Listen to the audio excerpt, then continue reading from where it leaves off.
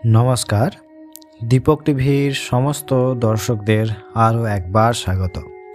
আমরা ইতিমধ্যে 51 শক্তিপীঠের একটি বিশেষ ইনফরমেটিভ ভিডিও শুরু করেছি, যেটি মোট 17টি পর্বে আপনাদের জন্যে দেওয়া হবে।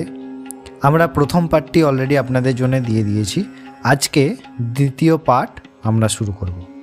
আপনারা এই বিষয়টি অবশ্যই জানেন, যারা নতুন দেখছেন, যে দক্ষযজ্ঞ স্থলে যেখানে মা সতী প্রাণ ত্যাগ করেছিলেন, সেই দেহ নিয়ে মহাদেবের উদ্যম নৃত্য এবং সেই পরিস্থিতিতে ভগবান শ্রী বিষ্ণুর সুদর্শন দ্বারা সতীর দেহকে 51টি খণ্ডে বিভক্ত। আজকে এমন 3টি জায়গা সম্বন্ধে আলোচনা করব, যার মধ্যে একটি বাংলাদেশ ও 2টি আমাদের ভারতবর্ষের 2টি রাজ্যে অবস্থিত। আজকে 3টি স্থানের মধ্যে একটি স্থান নাসিকার দ্বারা অর্থাৎ সতীর নাসিকা পতিত হয়, আরেকটি জায়গায় অর্ধ ওষ্ঠ এবং অপর একটি জায়গায় অধ ওষ্ঠ। চলুন আমরা বিস্তারিত তীর্থ, মন্দির, বিগ্রহ, ভৈরব এবং স্থান মাহাত্ম্য সম্পর্কে আলোচনায় উঠি। আজকে যে প্রথম তথ্যটি আপনাদেরকে দেব সেটি হচ্ছে সুগন্ধা, অর্থাৎ এই সুগন্ধায় দেবীর নাসিকা পতিত হয় এবং এই নাসিকা পতিত হওয়ায় এই স্থানে দেবী সুনন্দা নামে পরিচিত বা প্রতিষ্ঠিত। এই স্থানটি হিন্দুদের জন্য একটি বিশেষ ধর্মীয় স্থান তথা শক্তিপীঠ এবং তীর্থ। এইখানে যে ভৈরব বর্তমান, তিনি হলেন ত্রম্বক এবং এটি বর্তমানে বাংলাদেশের বরিশাল নামক স্থানে অবস্থিত। চলুন দ্বিতীয় পীঠে যাওয়া যাক। দ্বিতীয় পীঠ হল ভৈরব পর্বত বা অবন্তী দেশ।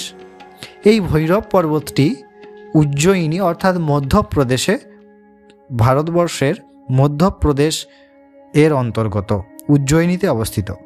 এই ভৈরব প্রদেশে দেবীর অর্ধ ওষ্ঠ পতিত হয়, তাই এই স্থানে দেবীর নাম বা পীঠ দেবীর প্রতিষ্ঠা অবন্তী নামেই হয়েছে। এখানকার যিনি ভৈরব, তিনি হলেন লম্বকর্ণ। আপনাদের ইতিমধ্যে জানিয়েছি এটি মধ্যপ্রদেশের উজ্জয়িনীতে অবস্থিত। চলুন আজকের তৃতীয় পীঠ তথা অন্তিম পীঠ হল অট্টহাস।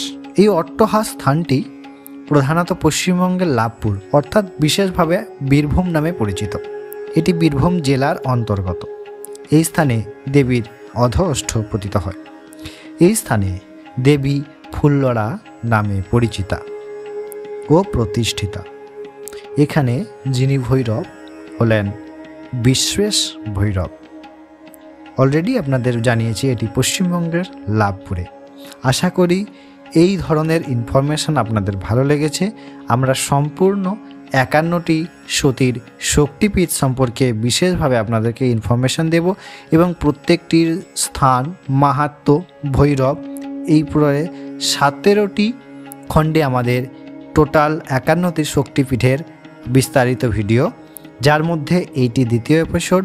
অবশ্যই তৃতীয় এবং পরবর্তী এপিসোডগুলি ও ধর্ম এবং শাস্ত্রমূলক আলোচনাগুলি পাওয়ার জন্য আমাদের চ্যানেলটিকে সাবস্ক্রাইব করে সঙ্গে থাকবেন।